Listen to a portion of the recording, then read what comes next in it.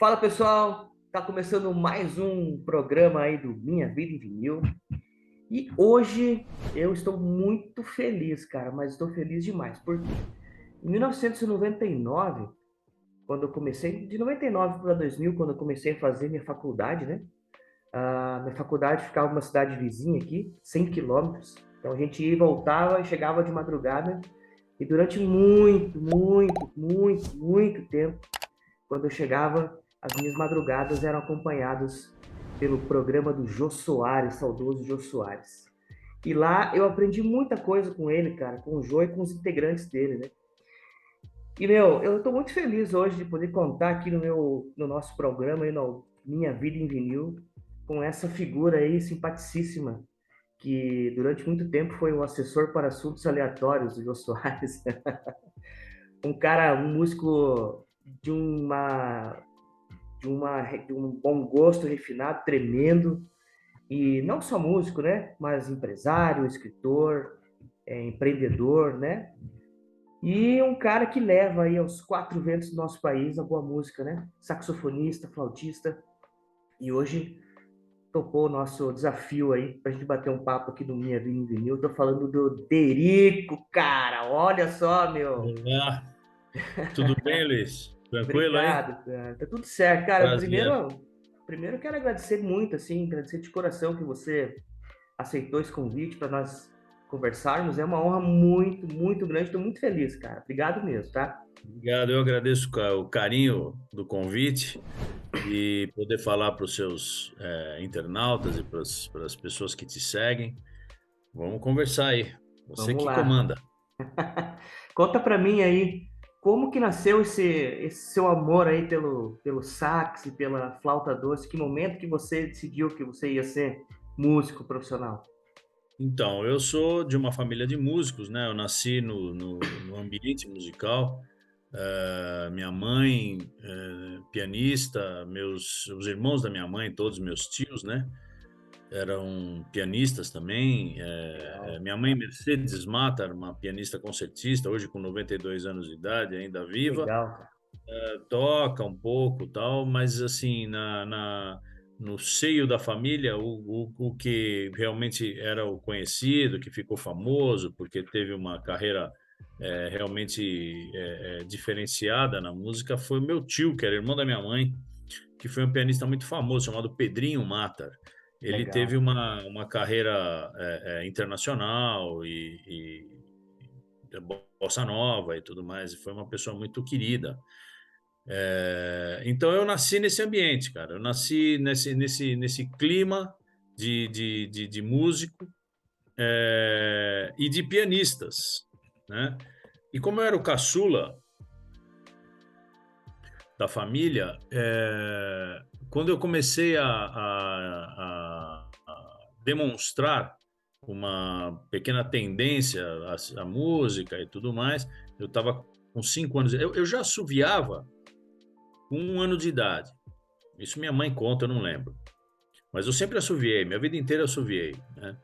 E, e aí a minha mãe, ela, por uma questão de opção até, quando eu comecei a demonstrar esse interesse pela música e tudo, ela, pô, o Deriquinho vai ser pianista também, todo mundo é pianista, vai ser Que pianista e tal. legal. E aí ela falou, não, vou dar uma flauta doce. Pensou em violino, uns outros instrumentos e tal. E como eu assoviava, ela achou por bem testar uma flauta doce. E aí me deu uma flauta doce que essa, peraí, vou sair do quadro, mas é só para pegar. Tranquilo, você que manda. Não tá aqui, tá em outra. A minha flauta doce até hoje tá na sala lá, Que esqueci legal. lá. Tem 51 anos minha flauta e é Nossa, uma flauta doce daquelas de plástico que eu é, cheguei um dia da escola com 5 anos de idade, estava ela lá deitadinha no sofá esperando por mim. Aí eu peguei, comecei a tocar, baixei um instrumento muito, teoricamente é muito fácil, porque ele é um instrumento de iniciação musical, crianças, né, adolescentes, tal, que começam a ter essa primeira opção da música, né, de introdução, para mim foi muito fácil. Então eu comecei a estudar, gostei do instrumento, me adaptei ao instrumento e nunca larguei, né? Eu comecei a tocar com 5 anos, estou com 56, tenho 51 anos de música, de Caramba. flauta. Me profissionalizei com 8, né? Então eu tenho 48 anos de profissão e tô aí, cara. O começo foi bem simbólico, assim, né? Muito novo, né? Eu era muito criança, né? Uhum. E você sempre, o começo seu sempre foi música mais assim, Clássica. clássica, né? Instrumental Eu clássica, tocava né? música erudita, Erudito. eu comecei tocando música erudita, toquei música erudita durante muito tempo. Tinha meus recitais, né? Eu toquei muito com a minha mãe, né? Minha mãe pianista, então a gente tinha um dueto, eu e ela, ficamos Legal. muito tempo tocando junto. E aí foi aumentando, foi para um quarteto, eu toquei, viajei, toquei com orquestra. Eu tive uma carreira bem bacaninha, assim, de, de música erudita, né? Então eu comecei com isso, comecei estudando muito, né? Sempre tive grandes mestres me dando aula e minha mãe, né, cara? Minha mãe era a pessoa que me orientava, me acompanhava, né? Me dava todo o suporte e tal. Foi muito importante Que legal. nesse meu começo, né? A família musical é isso, né? O meu pai também ele é maestro, né? Meu pai ele é formado em canto orfeônico, Canto né? orfeônico, é. Isso, é maestro de coral a vida inteira. Ele tem 83 anos, ele ainda se dedica à música e eu acho que se eu chegar para ele assim e falar, olha, abandone, acho que a vida dele acaba, né? As pessoas acabam porque é Sim, uma coisa sim. muito que tá no sangue dele, assim, né? E a gente aprende, começa por aí, né? Mas em algum momento da tua carreira, eu acredito que você deva ter ouvido outros estilos musicais, né? Você começa a Ah, gostar sim. aí aonde que você começa a prestar Então, atenção no Ian Anderson e outras coisas é, por aí? na verdade, cara, eu tocava música erudita porque eu estudava muito, né, flauta, e eu estudava o repertório erudito, né? Estudava Mozart, estudava Bach, estudava Debussy, Ravel, Schumann, Haydn, Handel, vixe Maria, eu estudava tanta coisa. E aí isso fazia parte do meu repertório, né? Mas Emerson Lake and Palmer também fazia parte, né? Então, assim, eu era um cara que tinha um ecletismo tanto de audição, não tanto de tocar. Eu tocava muito música erudita mesmo. Durante muito tempo eu toquei música erudita. Aí Uhum. depois eu comecei a abrir o leque para começar a tocar outras coisas, né? Eu com 12 anos entrei na minha primeira banda de música diferente um pouco do que eu tocava. Foi quando eu tinha 12 anos, foi em 78. E aí é que eu comecei a entender um pouco mais e absorver e conhecer mais outras coisas, né? Itamar Assunção, Arrigo Barnabé, a galera que estava São chegando na mestres. época ali, fazendo o trabalho de divulgação das músicas, de composições no final dos anos 70, começo dos anos 80. E, paralelo a isso, eu ouvia muita coisa de música brasileira e de rock progressivo. Eu ouvia muito rock progressivo, sempre ouvi, né? Então eu tinha essa coisa do Yes, do Triunvirar, Mas, Passport, que eram bandas que eu me identificava muito, assim, né? Jethro Tull, por causa do Ian Anderson e tal. Então eu fui me adaptando a outras linguagens também, até quando eu desmamei da música erudita e fui para música popular, né? Fui tocar outras tendências, né? De expressão musical. E a música erudita me ajudou muito nesse processo, legal. porque eu tinha a leitura, eu tinha a técnica, né? Eu tinha a linguagem do instrumento, né? Da flauta, né? Então isso me ajudou muito. Legal. Você ainda hoje, com 56 anos, ainda tira 1 hora, 2 por dia para estudar o instrumento? Então, Ou você hoje já né, está mais acostumado? todo dia não. Todo dia não, mas eu assim, porque eu toco mais do que estudo agora, né? Então eu Uhum. tenho algumas coisas que eu faço, como por exemplo assim, agora, né?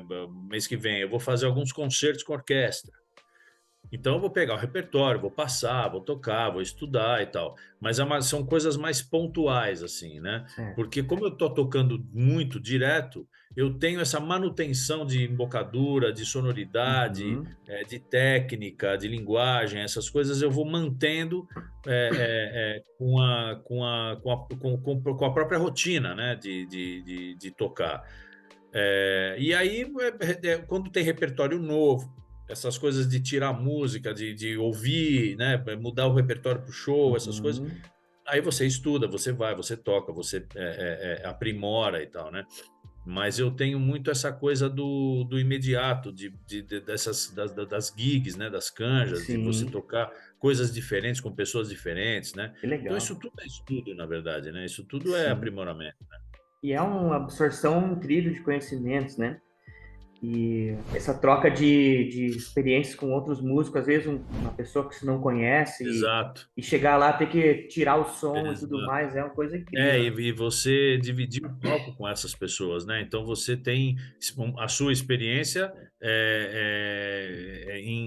em paralelo à experiência dos outros que vêm tocar com você, né?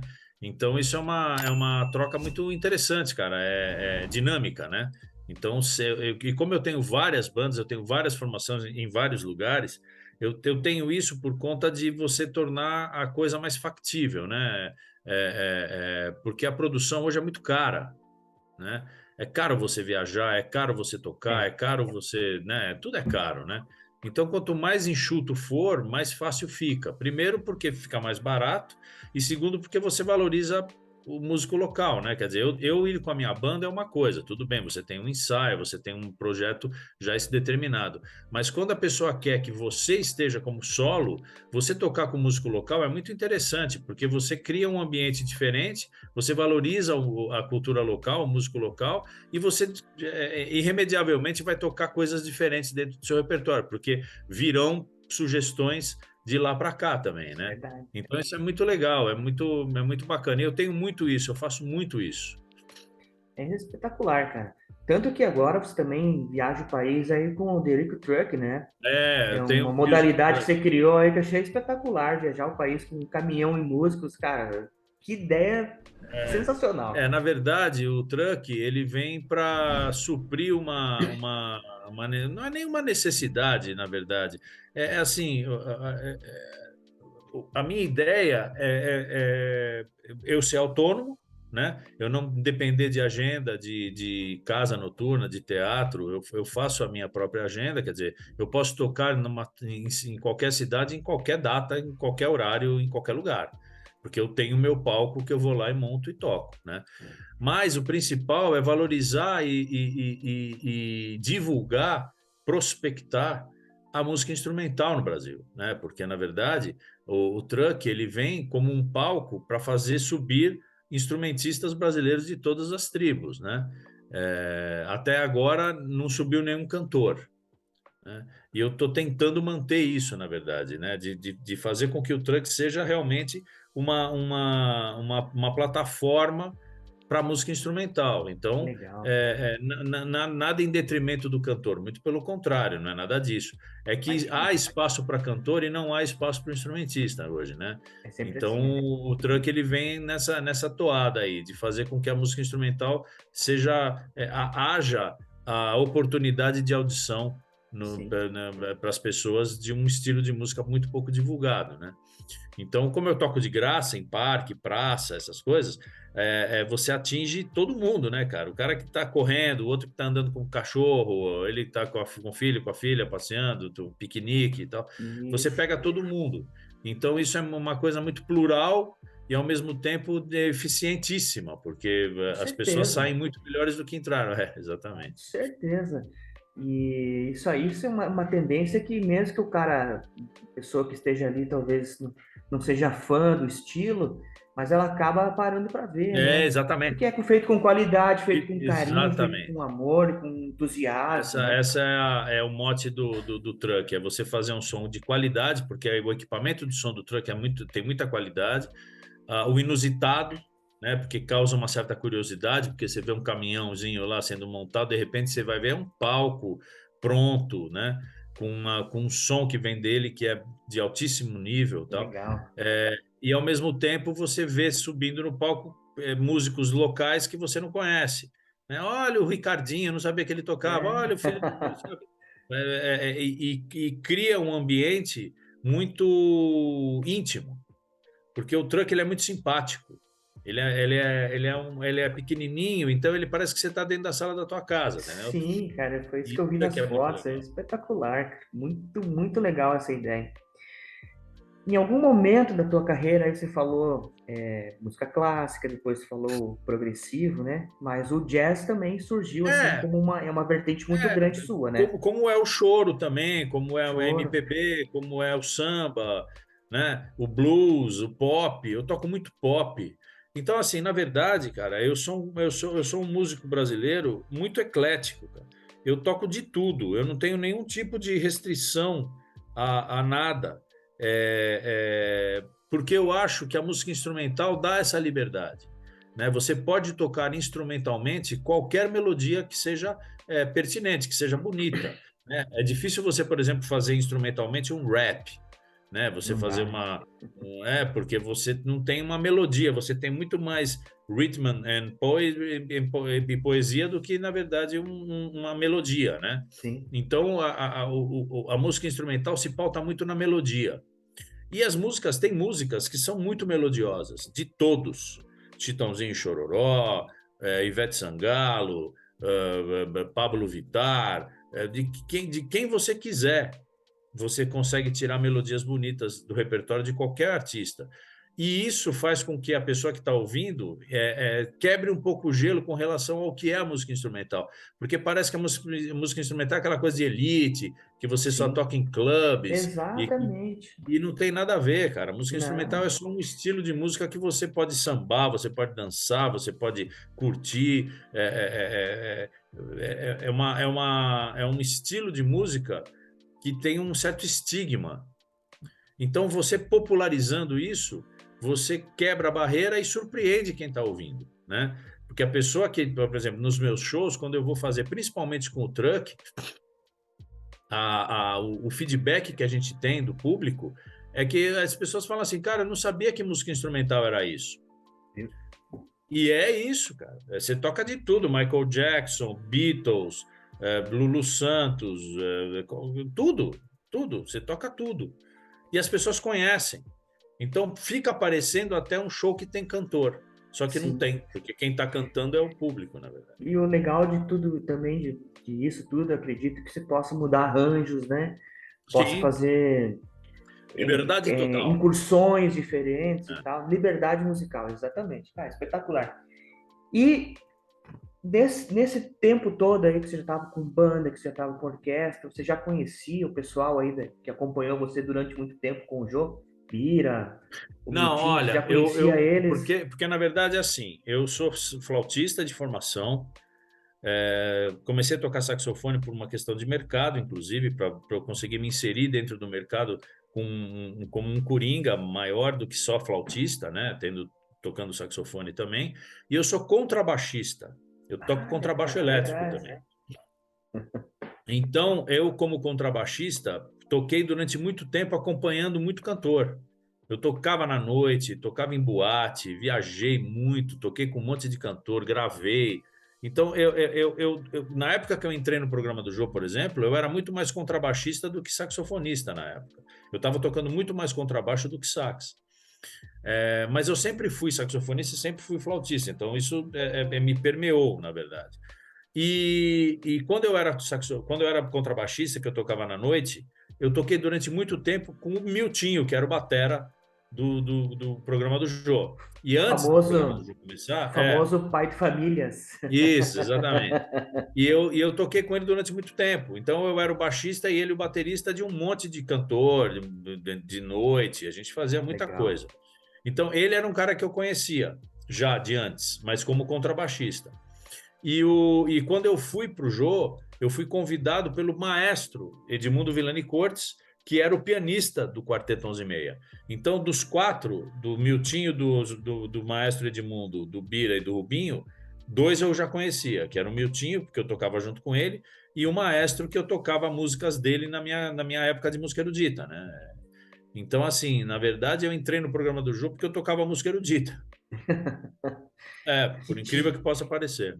que timaço, E né, cara? aí, e aí respondendo a sua pergunta, é, é, as tendências musicais que eu sempre tive, que eu sempre usei do meu repertório e até para network, para conhecimento de músicos e artistas no Brasil e no mundo, vem disso. Vem de eu tocar vários instrumentos, de eu tocar vários estilos, de eu estar disponível para participar de qualquer tipo de evento, gravação. Isso me colocou no mercado naturalmente como um coringa mesmo, né? Então é difícil o cara, o Derico é do jazz, não, o Derico é do choro, não, o Derico é do pop, você entendeu? Porque eu O toco Derico é da tudo na música. verdade. Eu O sou da Derico é da música, exatamente. música. Exatamente. Espetacular, cara. E como que foi todo esse tempo? Eu sei que você deve ter respondido essa pergunta aí milhares de vezes, né? Como foi a convivência durante todos esses anos com seus amigos de banda e principalmente com o Jô Soares, né? Foram quantos anos de 88 foi que foi no ar 28, o programa? fiquei 28 anos. 28 anos.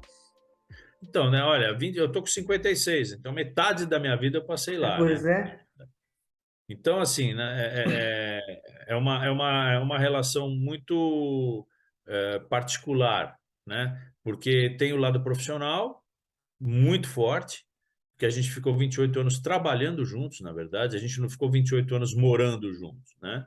A gente não conviveu todo dia, toda hora, né? A gente vivia profissionalmente, mas a gente tinha uma carga de profissional que estendia o lado de execução, né? De a gente ir gravar, ficar lá segunda, terça e quarta, porque a nossa rotina era segunda, terça e quarta, gravávamos toda segunda, terça e quarta. E que de quinta a domingo a gente viajava, cada um ia por si, fazendo shows, na época quando a gente tocava junto, tal, viajávamos todos juntos para fazer show, mas assim, cada um tinha a sua carreira, né? Só que cada um com a sua carreira, quando eu viajava, por exemplo, com o meu show para fazer em fora, eu carregava comigo a imagem de todos, a imagem do programa, a imagem da emissora, que né? legal. Então, na verdade, eu não parava de trabalhar, né? Então, a nossa convivência realmente foi uma convivência muito, muito intensa, tanto de doação, né, das experiências que cada um tinha, como de absorção mesmo, né, de a gente tentar entender como cada um trabalhava, como cada um se posicionava, como era mais ou menos a característica, né, de pessoal para a gente poder conviver bem, né?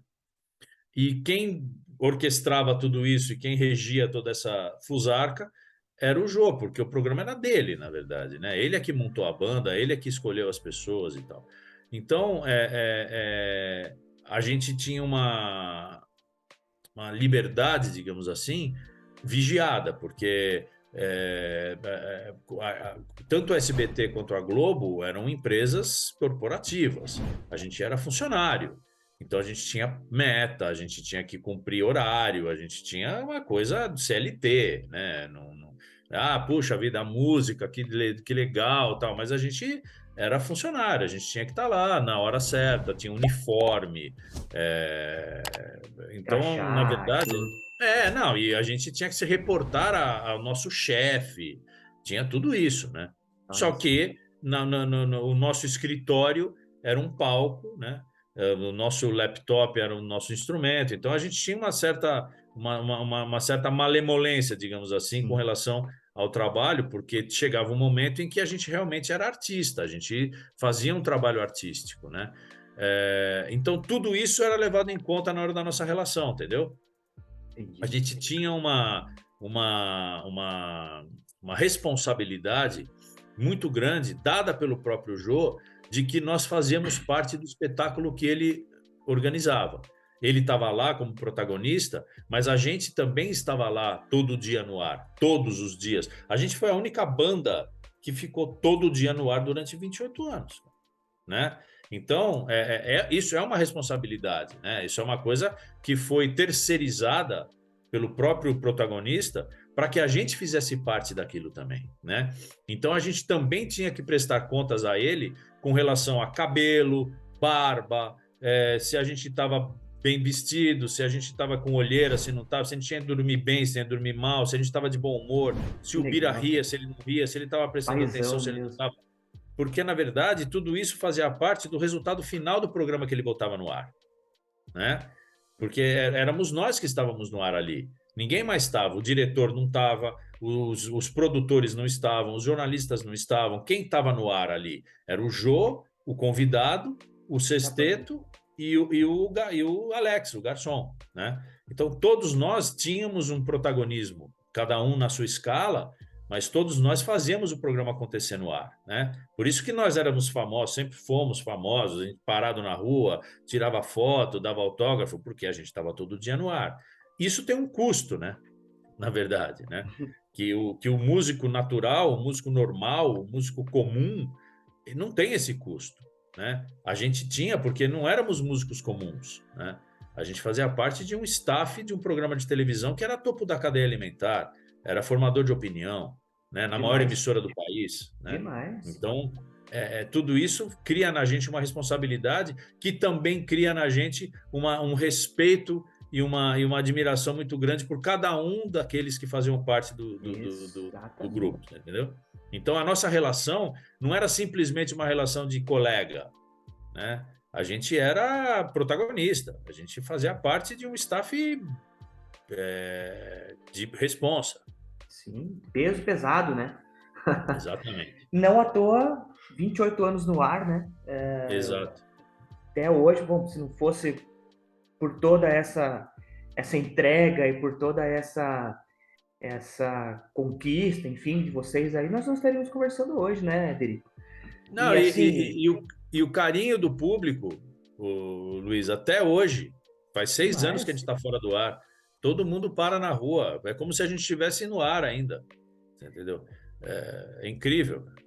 E cada um tem muita história, né? Porque Ah, foram sem muito dúvida. tempo, e é tipo assim, eu tenho uma história, o fulano X tem uma história, Sem o dúvida. Ricardinho tem uma história. Sim, Isso é o legal, né? Vocês fazem parte da nossa história, entendeu?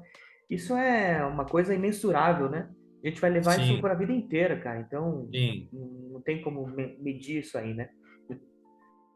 Na verdade, o legado nosso vem muito do carinho do público com relação às memórias afetivas, né? De dormir muito com você, pô, eu chegava do trabalho e assim, eu ia jantar vendo o programa. Então a gente pega uma gama de público que vai do presidente da empresa ao frentista do posto de gasolina, né? Garçom, gari, prostitutas, mulheres da noite, homens da noite, diretores de empresa, pessoas que gravavam para assistir no dia seguinte. Fiz Então a muito gente isso. pegava todo mundo, cara, todo mundo assistia. Então isso cria na gente uma relação de desconhecido íntimo, porque a gente ao mesmo tempo não sabe quem é a pessoa que vem nos abordar, mas ao Pois mesmo é, tempo a gente é íntimo dela, porque a gente passava as noites todas com elas, entendeu? A gente era companheiro das pessoas. Então, isso tem uma relevância, né? com E outra certeza. coisa também que é muito importante é quando a pessoa chega e fala assim, por exemplo, pô, Dericão, eu comecei a tocar sax porque te ouvi tocar. Espetáculo, E espetáculo, isso é né? muito legal, isso é muito legal, porque aí você vê que não é só o fato de você ser assessor de assuntos aleatórios, ou de você falar bobagem no ar e tal, uma pessoa engraçada, de ser Sim, uma pessoa espontânea, divertida e tal, mas que você deixou um legado musical também, que a pessoa foi lá e com começou a certeza. tocar porque te via tocar, né? Então você vê o grau das responsabilidades que nós estamos falando aqui, né, cara? Exatamente. E, pô, o programa do Jô também foi um programa. O Jô Soares em si, né, nos dois programas que ele teve, enfim, falo o programa do Jô, mas o Jô Soares enfim, foi responsável por nos apresentar muita coisa, né? Muitos músicos, muitas Sim, bandas, e vocês não, e a estavam história, juntos ali. e nós estamos aqui falando de música porque o programa tem uma relevância musical, né? O seu, inclusive, também, falando de vinil, falando das coisas mas a história do Brasil passou lá. A história do mundo passou lá. No esporte, na literatura, na política, nas Geral. artes, no teatro, no cinema, na televisão, no cotidiano. Tudo passou por lá. Então você ligava a televisão para assistir o programa do Jô na expectativa de quem é que vai, né? Exato. Quem é que vai estar lá hoje? Pô, o que que a gente Exatamente. vai ouvir hoje lá, você entendeu? Então era uma coisa muito interessante, porque além de você ter a gama de convidados e o interesse com relação a isso, você tinha a condução do Jô, né? Que era uma condução também muito interessante, que ele podia levar para a brincadeira, podia levar para o humor, podia levar para o sério, podia, sabe? Era uma coisa assim era muito pertinente ao horário, inclusive, né? Porque, porra, meia-noite e meia, 1 hora da manhã, cara, você Sim. deitado na cama, você dorme, cara, né? Se o programa começar a ficar muito modorrento, muito Exato. comum, você dorme. E era difícil você dormir. Ah, puta, eu estava assistindo o jogo e dormi, não consegui ver até o fim, entendeu? Não, sempre foi. Raramente você ouvia um negócio Raramente, desse. sempre. Verdade. E, cara, eu só tenho a agradecer porque eu tenho uma memória, assim, eu tenho uma memória, eu nunca esqueci de um momento no programa do jogo, que foi em 98, 99, 2000, foi quando começou a surgir a internet no Brasil, Ah, e sim. quando o Jô Soares e vocês tinham lá o e-mail do Jô O Soares, e-mail do Jô é ah, jô@globo.com. gil.uol.com.br. E aí vocês É, criaram uma música, né? Se você está de pé, sentado ou deitado na cama e quiser saber qual é o e-mail desse programa, eu vou é. falar rapidamente esperando que você não erre. jo@uol.com.br. Daí Tudo entrava o bem, Rubinho. R. é. Que Mas espetáculo. é isso Nunca mais mesmo. esqueci que isso aí tá gravado na minha memória, assim, cara. Eu, E volta e meia era, me e era lembro uma coisa que a gente demais. fazia, e aí começamos a fazer depois na Globo, com jô@globo.com, que era a gente vestido de um monte de coisa, né, cara? A gente Sim. fazia performances, né, cara, do e-mail. E isso era uma coisa muito, muito inteligente, né? Porque era uma forma de você fazer a pessoa guardar e gravar isso por décadas, né? Quer dizer, nós estamos falando agora em 2022, há 30 anos, Veja né? só. É, Cara, e exatamente. o Jô Soares é como se fosse um maestro, né? Eu acredito que um cara assim com uma inteligência muito acima da média de qualquer um que a gente possa conhecer, um cara com um conhecimento muito amplo, né? E devia ser um professor para vocês também, uma espécie de paizão, né? Porque eu acredito que vocês devam ter aprendido muita coisa com Muito, ele ali, né? muita coisa, cara. Na verdade, muito do que eu faço hoje, eu devo a ele, cara, profissionalmente, assim. Não digo musicalmente, porque ele não era um músico, né? Ele era um artista, polivalente, multilinguagem, mas ele não era um músico profissional, nunca foi. Então, assim, a minha parte musical eu devo aos meus mestres, devo à minha mãe, devo ao meu irmão, né, a alguns amigos queridos músicos com quem eu me identifico e com quem eu toquei e toco ainda hoje, mas o meu lado profissional de artista, de apresentador, de condutor, de mestre de cerimônia, tenho meu podcast, isso tudo, cara, eu como escritor, né, que eu tenho 3 livros editados, isso tudo eu devo ao Jô, cara, porque realmente, cara, ele foi uma pessoa muito diferenciada, assim. E ele não tinha pudor de expor isso para quem ele tinha, Gostasse, assim, né, né? convivência, porque era realmente uma passada de bastão, assim, né? Era muito legal. Ele sempre foi muito generoso, cara, sempre foi muito gentil, muito amável, muito cordial, né? Legal, cara. Elegante, inteligente. Então, assim, e muito direto também, uma pessoa muito focada, sabe? Ele tinha as suas metas, as suas diretrizes e era muito determinado, assim. Então, isso poderia passar por arrogância para quem tinha pouca convivência, né? Ah, o João é muito metido, muito duro, e não é verdade, porque para quem convivia muito com ele, você sabia exatamente o que ele queria, né? E se você fizesse do jeito que ele achava que tinha que ser e desse resultado, pô, ele era o maior doce de leite do planeta, entendeu? Que Porque legal. era diretamente proporcional, né? A, como é que se fala? O prêmio, digamos assim, de você ser um bom profissional e atender e entender a dinâmica e a forma de pensar do Jô, você era premiado, cara, porque ele passava a ser a pessoa mais querida do mundo, Legal. né? E isso era muito legal, cara. Ele sempre foi uma pessoa muito querida mesmo. E acho que a gente Você, também, viu? Ele devia ter isso na gente também. com Porque a gente fala da certeza. nossa relação com ele, mas a relação dele com a gente também era legal. Porque É, ele com também certeza. sabia, ele tinha essa consciência. Ele sabia que a gente estava ali para fazer o nosso melhor e sempre ajudamos e tal. E ele fazia isso também. Ele também estava lá para fazer o melhor dele e sempre ajudou também. Eu Então era uma imagino. relação muito, muito equilibrada. Você sentiu bastante quando ele fez a passagem agora, pouco tempo Porra, atrás, cara, né, eu cara? tava viajando, cara, eu nem tava aqui. Aí fiquei dando entrevista, cara. Puta, nossa, foi um dia de cão, cara. Realmente foi um Bom, dia terrível, cara. Mas tudo passa, né, cara? Faz o que, parte. o que fica é que a convivência que vocês tiveram, o Sim, carinho, sim. Não, tudo, todo, né? e não é uma tristeza melancólica, né? Não é Sim. aquela coisa de, ó vida, puxa, agora tudo acabou na minha vida. Não, muito pelo contrário. Agora é que é legal, sabe? Agora é que tá bacana. E a gente poder conversar e poder expor as experiências e tudo que aconteceu, né? É muito legal, é muito bacana. Já Claro que é, fazíamos cara. isso antes dele morrer. Não é porque ele morreu que a gente está falando sobre isso, entendeu? Com É, certeza. isso já era sabido, todo mundo já tinha ideia de como era a nossa relação, de como era o programa, de como a gente trabalhava em equipe, né? Então a gente agora só está externando mais por uma questão de momento, na realidade, Sim. né? E também ajuda a manter mais ainda viva a memória dele, de tudo que Sem aconteceu, dúvida. né? Sem dúvida. Na verdade, a gente somos os fiéis escudeiros. Exato. Vocês que chegaram a gravar dois discos com o Jô Soares, né? Em Não, 99 gravamos foi o um. um, Gravamos um com ele. O grupo gravou dois.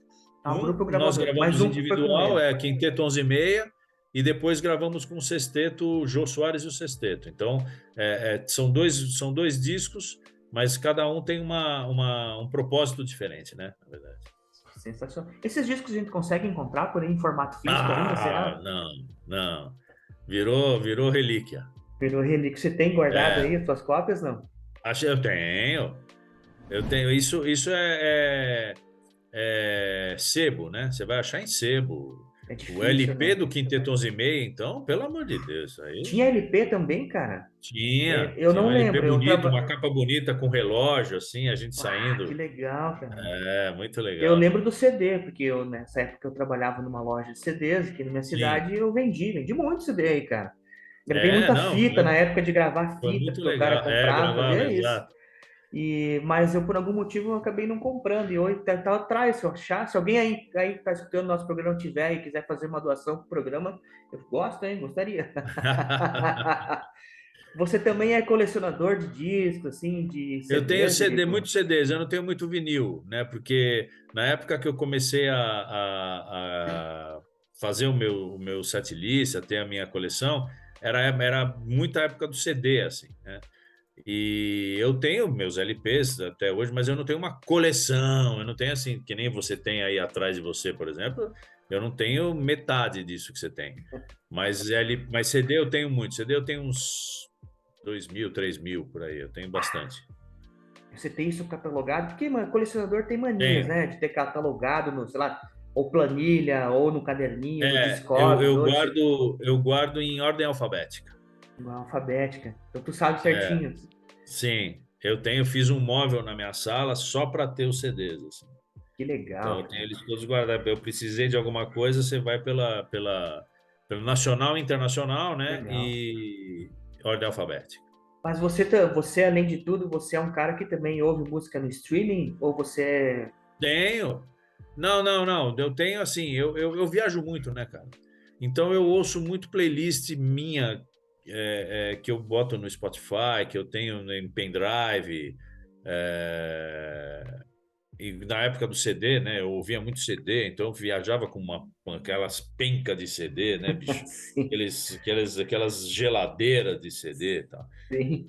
Hoje não tem mais isso, né? Hoje não precisa mais. Eu ouço assim, quando eu quero escutar uma coisa específica, aí eu pego o CD e coloco, entendeu? Vai fazer lá. Se não, assim, vamos escutar hoje Phil Collins. Aí você mete Phil Collins e deixa tocando Phil E deixa Collins, entendeu? Aí rolar. vai tocar de tudo, deixa eu rolar. Eu não tenho assim, tem muita coisa que eu tenho em LP que não tem em CD, né? Então tem, por exemplo, umas óperas rock, umas coisas assim do Pedro e o Lobo, umas coisas que eu adoro ouvir e que eu não consegui ter isso em streaming, não consegui ter isso em CD. Então aí eu vou no picape e meto o LP e E ouço é com gostoso, né?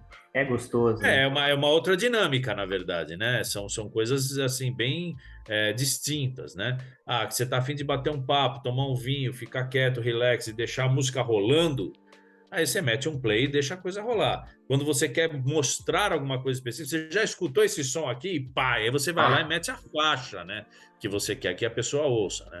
Então tem muito essa coisa do direcionado, né?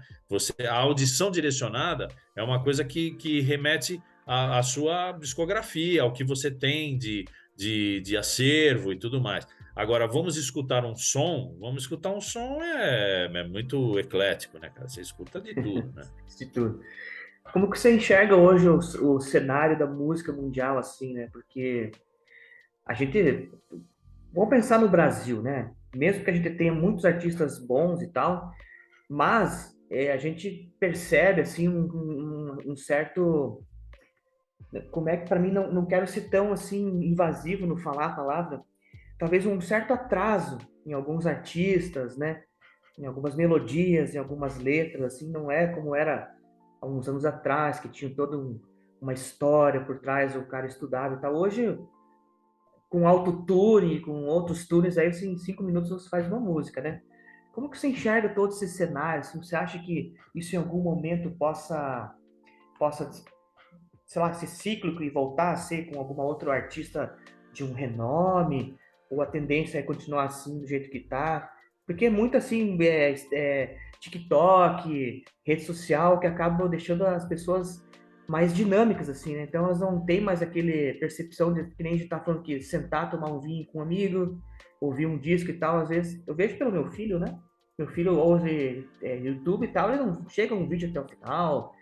Enfim, como que você enxerga todo esse panorama aí, Derico? Na verdade, Luiz, tem o seguinte: tem algumas coisas aí. Vamos, já dizia Jack Stripador, vamos por partes, né? Vamos por partes. É, a primeira coisa que eu acho que está revolucionando a forma de você consumir arte, não estou nem falando da música especificamente, é a falta de movimento, né? Eu acho que o último grande movimento que aconteceu, estou falando da música brasileira, né? Não vou tentacular isso para o mundo, porque aí fica uma coisa muito não palpável, né? Mas no Brasil, uma das coisas que realmente mudaram a concepção de consumo da arte, da música e de outras artes é a falta de movimento. O que quer dizer isso? Por exemplo, para mim, não sei se você vai concordar comigo, o último grande movimento que teve na música brasileira foi o rock dos anos 80, Anos 80. né? 40 anos agora, né? Exatamente. Então, assim, na verdade, aquele movimento juntou muita cabeça pensante, muito artista, né? E um falava com o outro, que falava com um, então você tinha as sobreposições, né? De Renato Russo com é,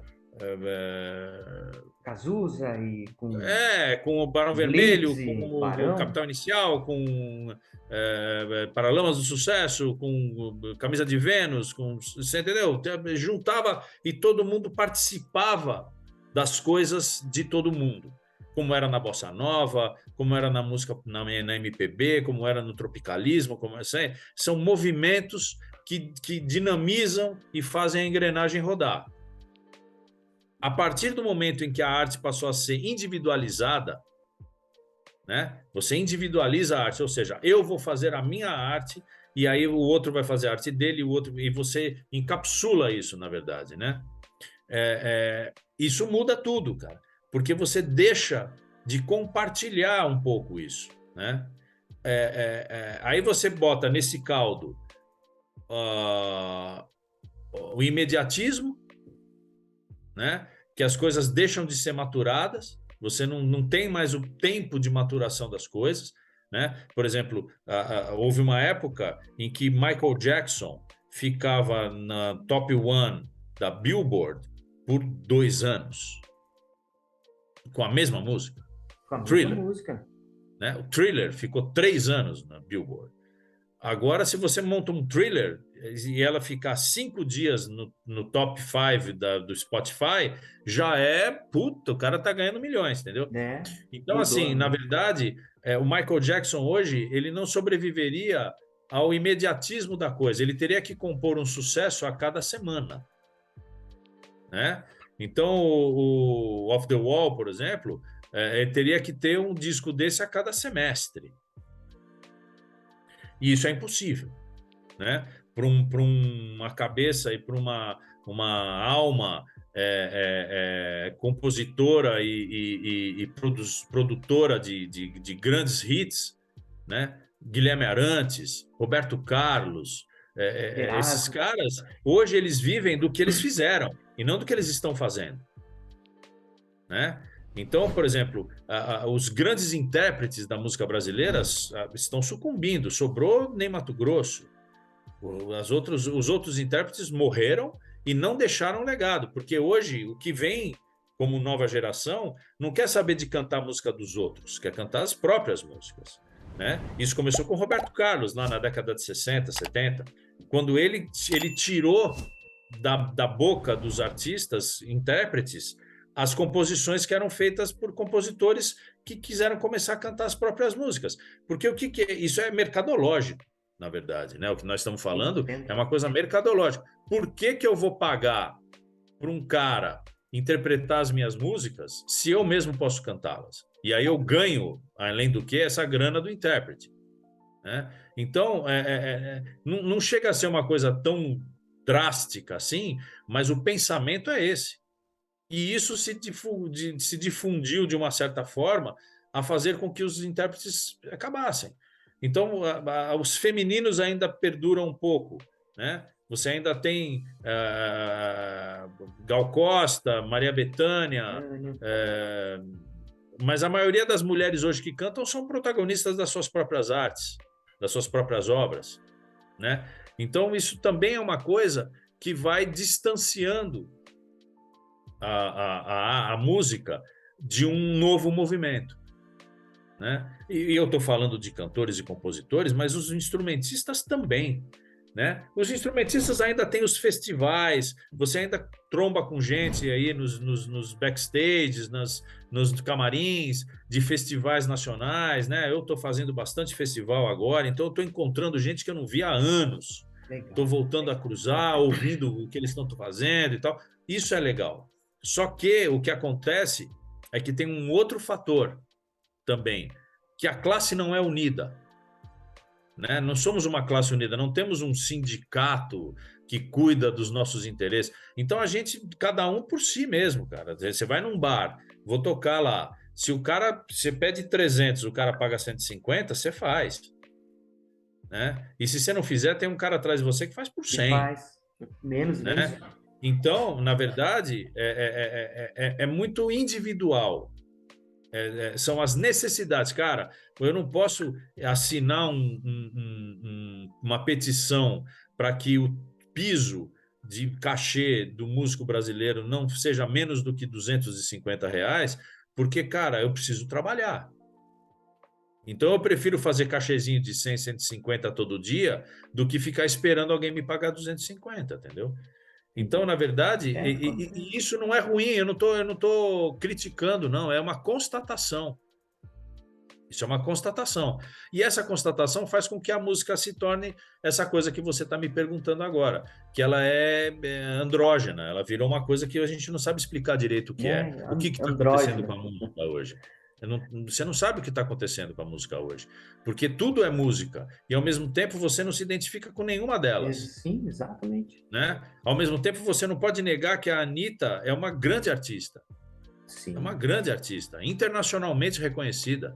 Você tem que dar créditos a ela. E ela é brasileira, né? Pobre, né? Que veio de uma casta com necessidades, né? Família passando necessidades, tal. De repente, cara, ela desabrocha como um talento internacional. Ótimo. Ela representa o Brasil? Aí já é um outro problema, entendeu? já é outro Como, problema. como, por exemplo, o MC Guimê pode achar que o Chico Buarque não representa o Brasil também. E aí É, tá tem, tudo certo, você entendeu? Então, cada um na sua. E esse cada um na sua está ficando cada vez mais cristalizado, está ficando cada exato, vez mais alicerçado em cada um na sua. E aí você cria vários edifícios estruturados, só que um não se comunica com o outro, é entendeu? E verdade. E aí aí fica fica difícil, isso. né, cara? Aí fica Difícil, difícil, na difícil. verdade. A gente espera que em algum momento surja algum artista, alguma banda, algum Ah, mas músico, sempre enfim, surge, cara. Sempre surge. o Sempre que surge. possa criar um movimento de querer contribuir, que, como foi esses que a gente comentou, né?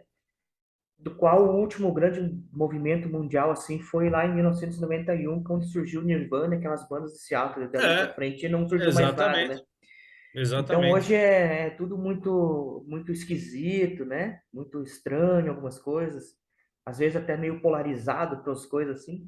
Ó, Mas um cara que não teve tempo de desenvolver o que ele poderia fazer pela música brasileira foi o Chico Science, Chico o Sainz, Mangue Beat.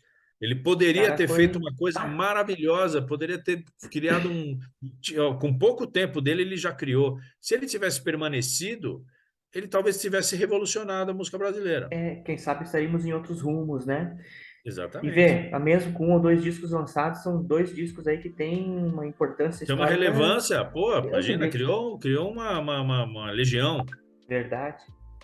É, Derico, você tem algum projeto futuro, assim, de tudo isso que você já vivenciou, você já viveu, contar uma história, quem sabe um dia fazer um filme autobiográfico, ou escrever um livro de memórias, ou É, algo o nesse livro eu sentido? estou escrevendo, cara. Eu estou Ah, já escrevendo tá um livro que fazendo, está já. demorando muito, chama 28 anos, Uhum, que conta a minha trajetória no programa, tal, backstage, as coisas que eu fiz, que eu realizei e tudo mais.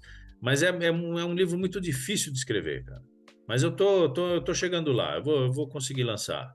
É, e o truck, cara, o truck é uma coisa que realmente me seduz. Eu tenho muita vontade de desenvolver o projeto do truck e fazer ele ficar uma coisa nacional mesmo, de ir para todo o Brasil mesmo, assim, sabe? Então eu tô direcionando minhas energias para conseguir fazer o truck rodar. Porque o truck não é só o caminhão rodando na estrada, é o que ele leva para a cidade e o que ele deixa na cidade.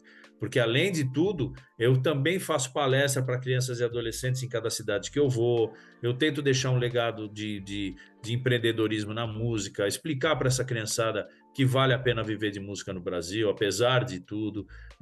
Então, isso tudo o truck leva, né? Então, para mim, hoje, com 56 anos de idade, eu acho que o legado que eu posso deixar para a galera é esse: tocar a minha música e deixar a minha experiência, para que as crianças entendam que a música é uma profissão como outra qualquer. Você consegue ter sucesso com a música. Porque o que acontece é que muita gente fala assim: ah, legal, você quer ser músico? Tá ótimo. Mas seria legal você se formar em alguma coisa. eu sei, eu já passei por Como se isso. isso desse, como se isso desse uma segurança. Sim, E não dá segurança nenhuma, não quer dizer nenhuma. nada. Tem muito farmacêutico aí que está desempregado, engenheiro, arquiteto, advogado, que está desempregado, cara. Então não é porque você tem um canudo que o fato de você fazer música vai te dar uma segurança, porque caso não dê certo, você tem uma outra coisa para fazer. É um pensamento arcaico, retrógrado, né? E a criançada precisa entender isso. E nada melhor do que você, com a sua expertise, chegar e falar uma coisa dessa, porque você vai falar a língua exata. A pessoa vai entender o que você está querendo Sim. dizer, né?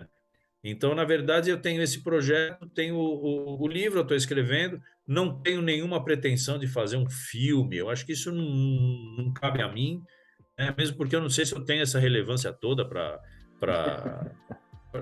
A gente nunca acha, a gente nunca gosta de falar da gente mesmo, né? Na verdade. Mas, na verdade, assim, e continuar, cara, tocando, continuar fazendo minhas coisas. Já tenho os filhos tudo criado. Eu tô, assim, agora começando a pensar em tirar um pouco o pé do acelerador. Escolher com quem tocar, escolher aonde ir, escolher o que tocar. Eu acho que isso é uma evolução, na verdade, é uma É, maturidade. maturidade, ia falar isso aí. Que papo maneiro, cara, que papo incrível, quanta É, história que você contou aqui, a gente fica feliz. A gente já está quase uma hora conversando aí, né? é. E eu acho que, cara, se a gente continuar, a gente fica aí 2, 3 horas batendo papo, porque tem história para Vamos lá. O contar, café da né? manhã será servido às 6. Às 6.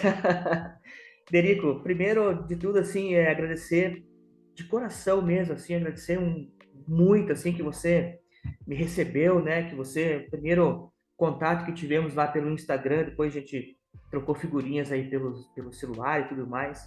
Você Sim, topou participar desse bate-papo aqui, né? Meu canal ainda é um canal pequeno, mas é um canal que eu tenho uma meta de vida, que é poder conversar com o máximo de pessoas que eu posso para trazer parabéns. para trazer essa informação para quem está aí do outro lado da telinha, né, com papos assim especiais como foi o de hoje, trazer conteúdo, trazer conhecimento, né? Essa é uma das minhas missões de vida que eu descobri assim recentemente e eu quero fazer isso, se Deus me permitir, muito tempo ainda. E assim, estou muito, muito feliz que você tenha vindo para cá. Eu fiquei muito feliz, cara, de te conhecer pessoalmente, apesar de É, online, né? vai dar certo. Mas Eu ainda vou para aí com o truck, você vai ver. vai sim, eu tenho esperança que sim.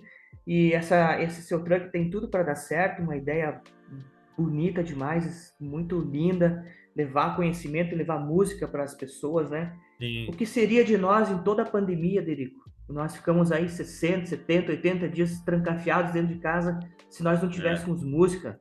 Você já imaginou é. como seria? O mundo seria, sem música o mundo seria chato. Ponto final. Obrigado É. que você participou Eu que e agradeço. Obrigado pelo carinho, pelo convite. Espero que as pessoas que te seguem, que tenham visto o nosso papo, tenham gostado. muito bom, cara. Alô? Travou aqui. Travou. Bom, e antes de terminar o nosso vídeo, eu quero convidar você aqui para se inscrever no nosso canal. Tá passando um linkzinho aqui embaixo. A imagem travou, infelizmente. Mas tudo que a gente pôde conversar, você pôde absorver aí no vídeo de hoje, tá bom? Eu quero agradecer muito, eu quero agradecer de coração a todo mundo que acompanha a Minha Vida em Vinil. Fiquem ligados que a gente vai se encontrar no próximo vídeo. Valeu!